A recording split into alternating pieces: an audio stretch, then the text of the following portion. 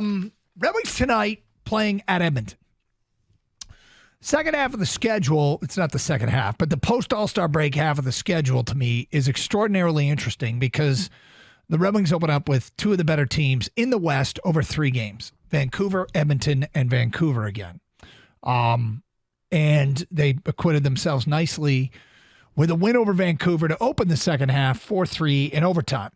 Kenny Cott, who answers phones for us and also is a frequent contributor and commenter on all things NHL, has joined us in studio. Gator out sick today. And Kenny, Saturday's game, I don't want to overstate what one game is, and I don't want to overstate what one 3-game stretch is.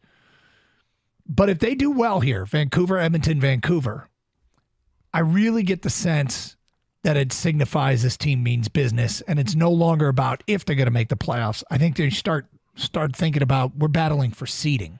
Well, this is the time of year where the good teams play even better and the bad teams play even worse. You're going to see playoff pushes. The Oilers, that's a tough draw, man. Yep. It's tough coming out of the All-Star break going Canucks, Oilers, Canucks. I mean, the Flames after that and Seattle after that, those are winnable games. But if you're a team with designs on making the playoffs, this is the time you need to start stacking wins. And you know what? A good 2-game, 3-game stretch right now, I'm willing to ride the roller coaster. I'm willing to overreact a little bit. I reacted pretty poorly during the second period of that Canucks game over the weekend. That was one of the absolute worst periods of hockey they've played all year. They went through 7 minutes of power play time, a 5-minute major followed up immediately by a 2-minute minor where they not only, I think they got outshot, and then they gave up a goal right after the 2 minutes expired. It was, I would argue, I would put that up against any stretch of 7 minutes of power play ever. Now, how often does that happen? Not very much, but it was awful. Not often, but also look at the team last year around this time. I mean, this was around the time I'm not exactly remembering when that Ottawa 2 games actually happened, but that was when this team collapsed. I mean, if that happened to this team last year, I feel like there's a lot of, that's something we can't overcome, and they overcame it. They ended up winning against a very, very, very talented Vancouver team. That was Ottawa back-to-back, February 27th to February 28th. That's right. Okay. So a little bit later in the calendar.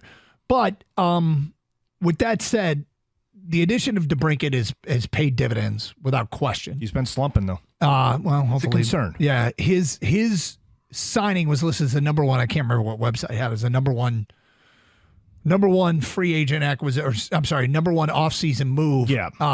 So yeah, you want to make sure that the production continues, but Larkin playing the way Larkin's playing, and then finding Alex Lyon.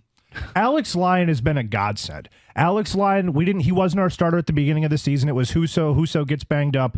Lyon gets a bunch of starts, and he's really separated himself from the pack.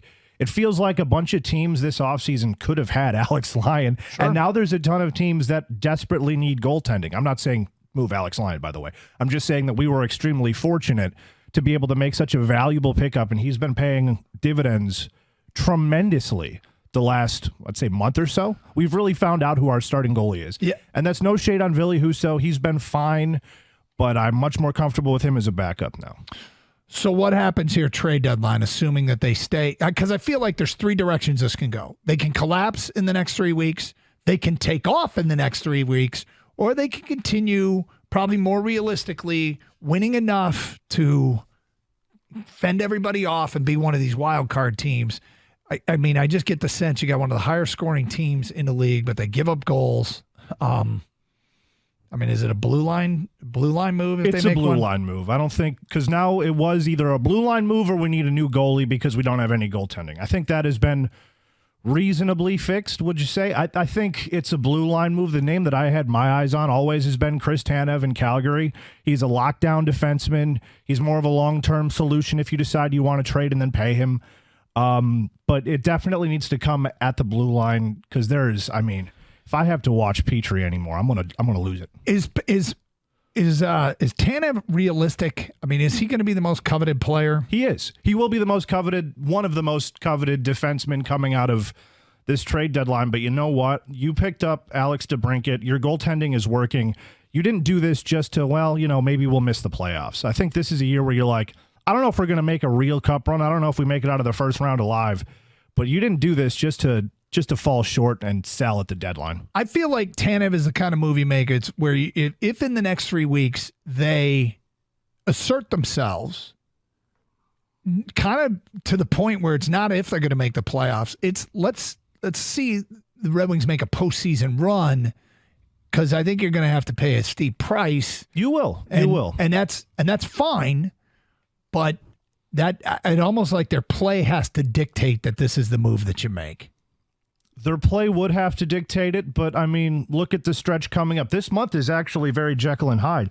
You have, I mean, we just talked about it. You have Calgary, you have Edmonton, you have Seattle coming up. I think at the end of the month you have the Avalanche, and then you have like the Blues and Chicago, which are two games that, I'm sorry, but if you don't win both of those games, I just don't want to hear the words playoffs anymore. No. I mean, it's on a back-to-back, but those are two metrically, and I get super into the weird nerdy analytics, and I apologize if I bore anybody, but those two teams are analytically two of the worst teams that hockey has seen in quite some time. Yeah. Well, look, man, I'm fired up for this stretch. I just wanted to get your 2 cents on Isn't it good to be talking about this right now, man? That's the thing. This is fresh. This is really, really fresh from a standpoint of if they make the postseason. Oof. And LCA. That Chevy Plaza? I have said on multiple occasions, because they'll go on the road for the first 2 games, whatever they get, most likely. And if they win one of them and come home with a series tied at 1 for game 3, that might be the most coveted ticket in LCA history. You know what's funny is I was at, I think the Leafs were in town earlier this year. I went with my buddy. And something about those games against the Leafs, but the crowds just show up. Even Leafs fans will show up. But when that building gets loud, I don't know that I've been in too many louder crowds. I've been to plenty of concerts. I've been to plenty of events. That place, when it is loud, it is maybe the loudest place I've ever been in. Wow. Next to Ford Field, I mean, which was unbelievable. Yeah. So I'd love to see it, and it seems like it's within the realm of possibility. It is. So. It absolutely is. We should be excited now. This is where the fun starts. We should be, and seem to be heading the right direction under Steve Yzerman. Thank you, Kenny, for stopping by. Yes, sir. And you know, one thing about it is we've so many times been the team at the top. I don't mean recently, but the team at the top that had to struggle to win first-round matchups. I want to make somebody struggle to beat the Wings. Make them work to beat the Wings in the postseason, whether be a Boston or a Rangers or whomever. I will take it all. So feels like a big game tonight at Edmonton. Big stretch. They can start this post All-Star break off, and then you take off and run for when we get to the trade deadline.